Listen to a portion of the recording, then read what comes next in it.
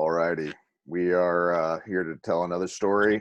Trying to keep the stories diverse and interesting. So, if you people don't know, we got Bricker Dixon here, coach at Liberty, also former wrestler at Park Hill and Cornell University, Ivy League. So, smart guy. And everybody assumes that you graduate from an Ivy League school. It's elevator to the top. So after college, Bricker lived the dream and moved to New York City. And he's going to tell us about how a successful Ivy League grad searches for an apartment in New York City. Go ahead, Brick. Yeah, so after I graduated, moved to New York. And so my first apartment that I got was in Brooklyn. And that was, it was a good apartment. My roommate, about a month before we were going to renew our lease, got another job, and he told me he was moving. So at this point, I'm like scrambling because if I only have a month to be out of that apartment, find a new apartment, I was going to either have to move in with a buddy, which everybody lives with people there, and that would have been a disaster. So I am scrambling on Craigslist, Facebook, anywhere I can find to go look for an apartment. And so I'm open to anywhere.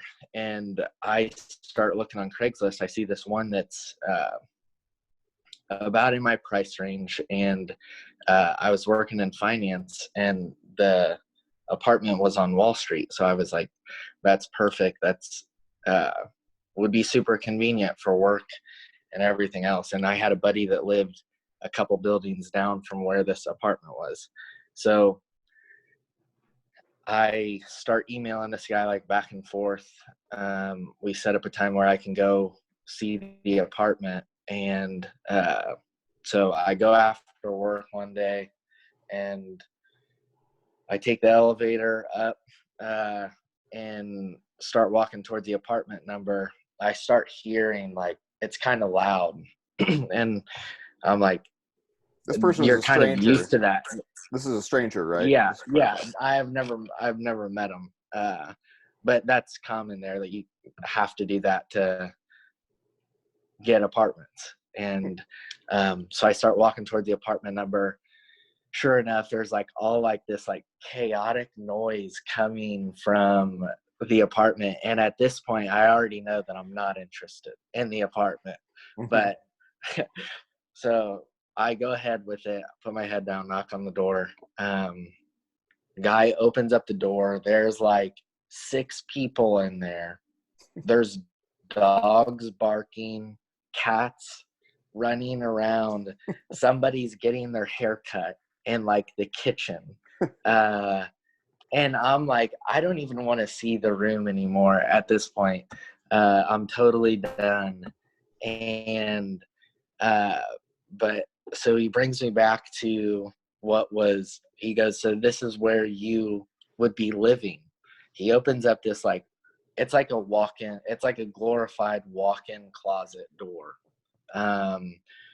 He opens up the door, the bed, your knees literally hit the bed as soon as you walked in.